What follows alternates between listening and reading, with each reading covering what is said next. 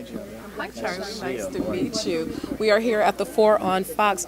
As an executive and working on the business side of music, do you find yourself it's easy to kind of disconnect yourselves from the emotional attachment that the other judges have with the contestants, since you're looking at from the purely business side of it? So I have to really concentrate because, they'll tout me, they'll push me, Diddy especially, and I have to remind myself that for me, I don't have a lot of different jobs.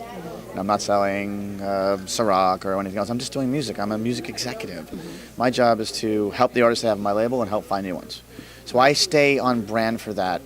And sometimes it can look like we're bickering, whatever else, but I think if I do that in the show with these guys, we'll end up with the best talent and not sort of listen to the noise of the story.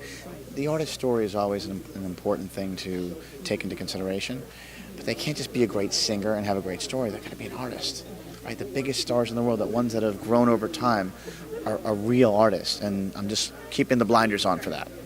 With those blinders, when you come to set every day, I'm sure you have in your mind what you think would work in today's kind of musical culture. Do you keep that mindset when you come in, or do you just wipe the slate clean to be open to a whole new, different genre that you might not have considered before? I think about so many different things. I don't really think about genres or anything else. Do I think that there's something that's going to happen in the Latin trap space with hip-hop and Latin coming? Yes. Who's that artist? I remember when Alicia Keys first came out, she was signed to a label and got dropped because no one understood like this piano player, amazing urban components and storytelling. Well, so it takes time. So Lady Gaga came out and she was dropped a few times, and actually Just Dance broke in Canada. It went #1 in Canada before it broke here. So when you think about the biggest stars, no one really cared at the beginning. No one saw that vision. So you have to keep an open mind. And at the end of the day, with social media, all the kids see it, they smell it, and they make a decision really quickly on new. And I think people love new. The one thing I can tell you right now, with all the streaming platforms set, right? Spotify's, the Apple Music's, the Amazon's, everything's set.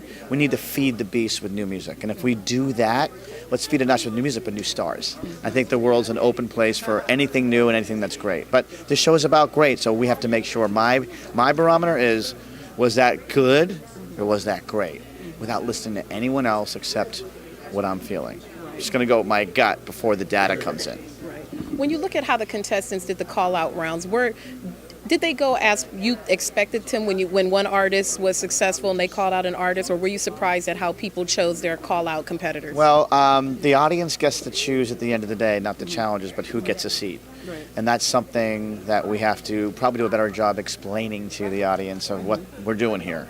This is not the Gong Show. This is not the Jerry Springer Show. This is an artist competition to find someone great that gets to win us an iHeart On the Verge radio prize, which gets you really on the radio. So that means you're competing with the biggest stars, right? Well, then you got to be great. So the audience sometimes, falls in love with that story or a part of this story that doesn't really have anything to do with music. I have to push it all aside and make sure that, the audience is educated before they do that voting. Right. Because the person that's on that panel is the person that ends up in those seats are the ones that end up possibly winning. And they win us, and I can't work with anyone unless they're great, and we have a vision to help them. Right. And lastly, we've seen a lot of variety of different artists of different styles and how they perform. Is there a specific type of thing that you're looking for that you haven't seen yet amongst the contestant pool? I think it's an artist. Well, I loved Javaya. She had some swag that I hadn't seen in a while. In between the music, she spoke.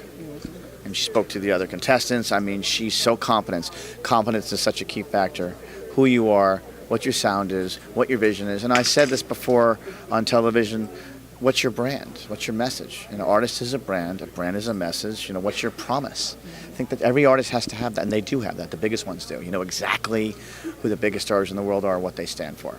And that's how the message is consistent, and that's how someone has a long career. Thank you so much, Charlie. Nice to see you. You too. Nice to meet you. Thanks so much.